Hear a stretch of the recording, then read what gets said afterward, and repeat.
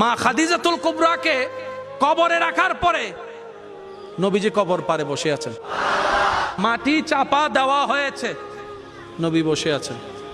সাহাবায়ে কেরাম বলে, ইয়া রাসূলুল্লাহ, অনেকক্ষণ হয়েছে, এবার আসেন ঘরে।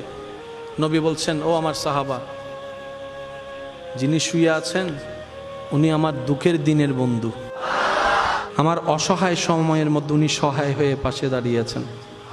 সবাই যখন আমার উপর আঘাত করছে, এই আঘাতের রক্তটা উনি মুছিয়ে দিয়েছেন, উনি আমার জন্য একটা শক্তি হয়ে দাঁড়িয়েছেন। আমার খাদিজা, আমার স্ত্রী, তোমাদের উম্মাহাতুল মুমিনিন। ইয়া রাসূলুল্লাহ, একটু ঘরে আসেন। নবী বললেন, একটু পরেই ওনার কবরে ফেরেশতা আসবে প্রশ্ন করার জন্য। আমি নবী বসে আছি, আমার খাদিজার প্রশ্নের উত্তর আল্লাহর হুকুমে খাদিজার পক্ষ হয়ে আমি নবী উত্তর দেওয়ার জন্য। পৃথিবীর সমস্ত ভালোবাসার বন্ধনকে পিছনে ফেলে আপনার আমার নবীর জীবনীকে একটু খেয়াল করে দেখেন, সমস্ত রোমান্টিকতার হাই রোমান্টিকতা আমার নবীর জীবনীর মধ্যে আছে। আমরা নিতেও জানি নাই, পালনও করতে জানি নাই। আল্লাহ পাক আমাদের সবাইকে ইসলাম মেনে চলার তৌফিক দান করুক, নবীর আদর্শ মেনে চলার তৌফিক দান করুক।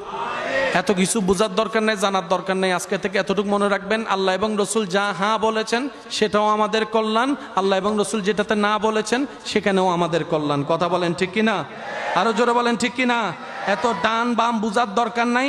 আল্লাহ এবং রসুল হ্যাঁ বললে হ্যাঁ, না বললে না। আল্লাহ এবং রসুল বলেছেন ব্যবসা করো, চোখ বন্ধ করে ব্যবসা করি। আবার সেই নবী যখন বলেছেন 2 নাম্বারই করিও না ব্যবসাতে, আমরা 2 নাম্বারিও করা বন্ধ করে দিয়েছি। কথা বলেন ঠিক কিনা? হ্যাঁ বললে হ্যাঁ, না বললে। এতটুক যদি মেনে চলতে পারি, দুনিয়া আমাদের জন্য রব্বানা আতেনা ফিদ দুনিয়া হাসানাতাও ওয়া ফিল আখিরাতি হাসানাতাও। উচ্চ আওয়াজে বলেন না সুবহান। একজন পয়গাম্বরের নাম আপনার আমার সবারই জানা, যিনি বছরের পর বছর শরীরে রোগের কষ্ট পেয়েছেন। উনি আল্লাহর নবী। আল্লাহর নবী মানে আল্লাহর রহমতের খুব কাছের নবী। কিন্তু হওয়া যায় না, আল্লাহ যাদেরকে বাছাই করেছেন ওনারাই নবী হয়েছেন।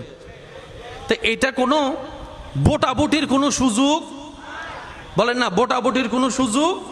এটা হচ্ছে সিলেকশন। ইন্নাল্লাহ আস্তাফা আদামা। কোরআন এভাবেই দিক নির্দেশনা দিচ্ছেন, আদম নিজে থেকে নবী হয় নাই, আমি রব আদমকে নবী বানিয়েছি, মূসাকে নবী বানিয়েছি, ঈসাকে নবী বানিয়েছি, আমি আল্লাহ বাছাই করেছি। বাছাই করেছেন রব। তাহলে রবের বাছাই কি কোনো ভুল হতে পারে? একটু বুঝেন।